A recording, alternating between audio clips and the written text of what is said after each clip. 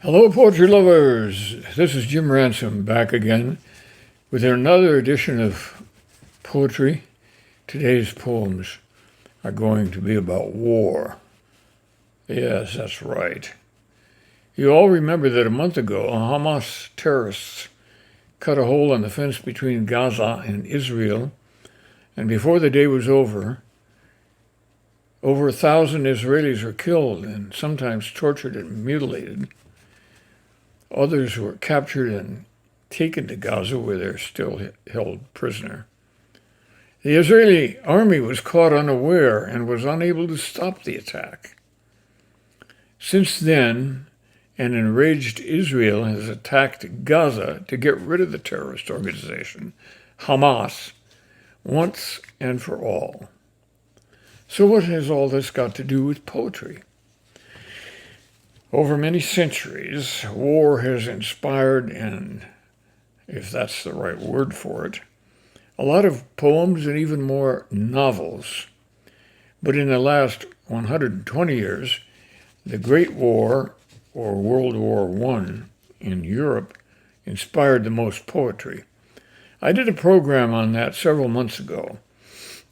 Oddly, there was no significant poetry that came out of World War II, a much bigger war. One book of poetry by an Englishman from World War II was just published a few years ago when he was 91. And that was the only book of poetry that I know of from World War II. And the poems were not very good. They really weren't up to the standard of the World War I poets. I'm going to start our session today with a poem from The Great War by Wilfred Owen, one of the most famous poets of that time, and then move on to poems from the present day. You'll see how different they are. So here's Anthem for Doomed Youth by Wilfred Owen. What passing bells for those who die as cattle? Only the monstrous anger of the guns, only the stuttering rifles' rapid rattle can patter out their hasty orisons. No mockeries now for them, no prayers nor bells, nor any voice of mourning save the choirs, the shrill, demented choirs of wailing shells, and bugles calling for them from sad shires. What candles may be held to speed them all? Not in the hands of boys, but in their eyes shall shine the holy glimmers of goodbyes. The pallor of girls' brows shall be their pall. Their flowers, the tenderness of patient minds, and each slow dusk, a drawing down of blinds. Well, Wilfred Owen was killed on the last few days of the Great War, even though he had suffered through the whole thing until that day.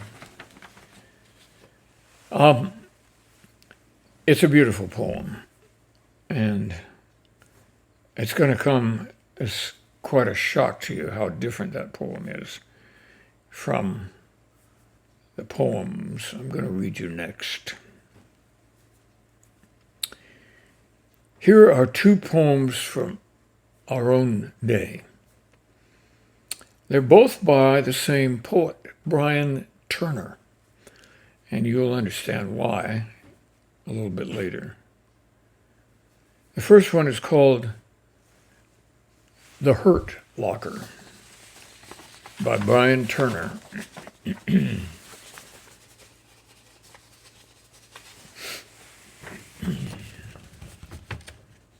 Nothing but hurt left here. Nothing but bullets and pain, and the bled out slumping of all the F's and goddams and Jesus Christ of the wounded. Nothing left here but the hurt. Believe it when you see it. Believe it when a 12-year-old rolls a grenade into the room, or when a sniper punches a hole deep into someone's skull. Believe it when 4 men stepped from a taxicab in Mosul to shower the street in brass and fire. Open the hurt locker and see what there is of knives and teeth. Open the hurt locker and learn how rough men come hunting for souls. Ah, yes.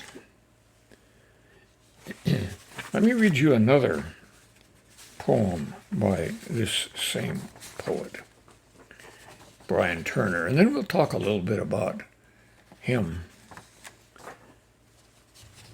This is called What Every Soldier Should Know by Brian Turner, and it comes from his book about the Mideast Wars, his book of poetry, called Here, Bullet. And there's an epigram on this poem, which is a quote from Jean-Jacques Rousseau. To yield force to is an act of necessity, not of will. It is at best an act of prudence.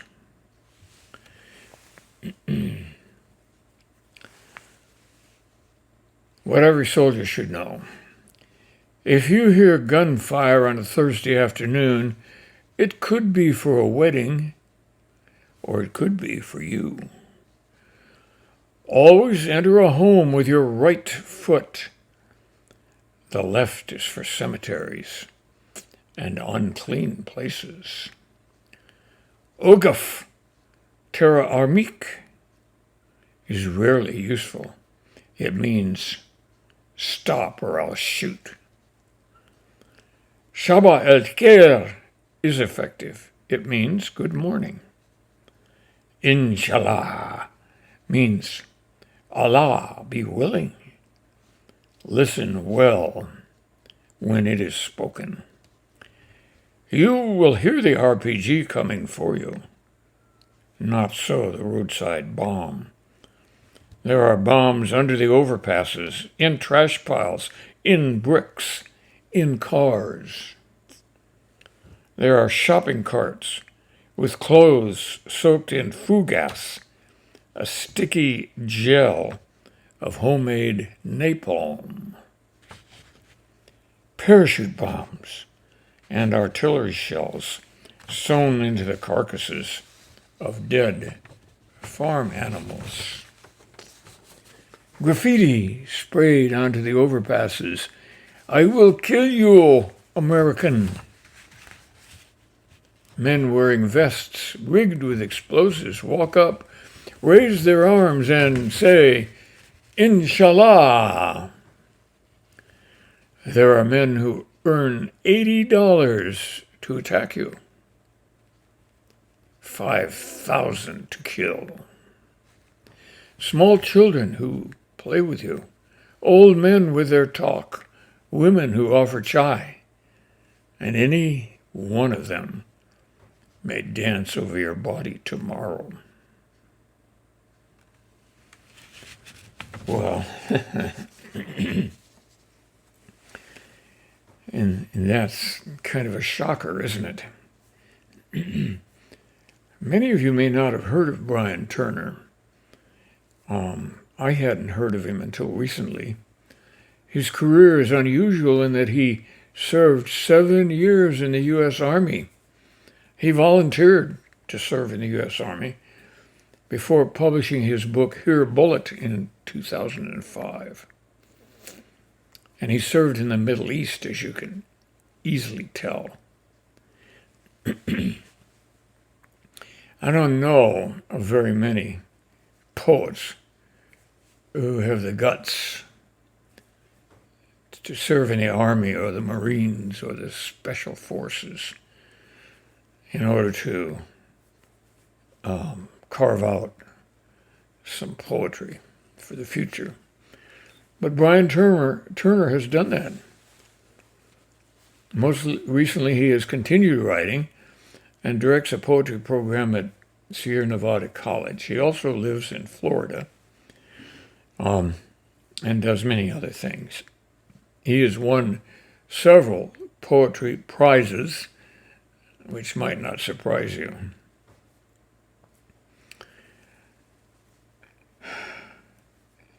Perhaps we will wonder why so few poets have served in the armed forces since the Great War.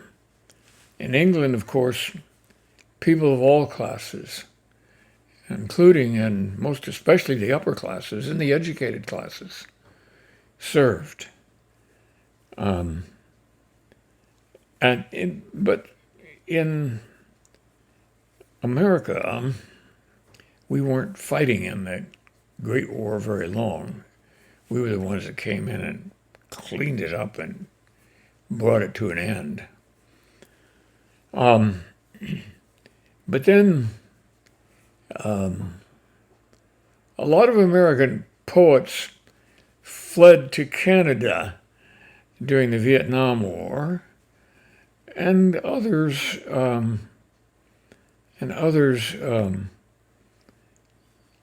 they got deferments.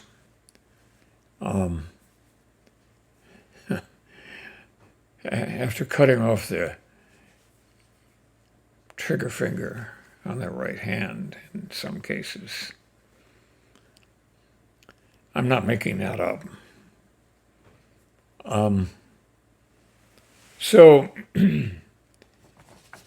when the draft ended, the U.S. Army and other services became volunteer services, and they got better. But for some reason, except for Brian Turner, they have not recruited very many poets. Well, that's it for today. And I think we should be considering what kind of different poetry we're going to have now that wars are so much different than they were. And we're not going to be able to avoid them, ladies and gentlemen. We may try, but the old excuse of Fortress America has long gone by the wayside, especially since 9/11, right? Okay, I'm going to close this program now and say, God be kind to this country.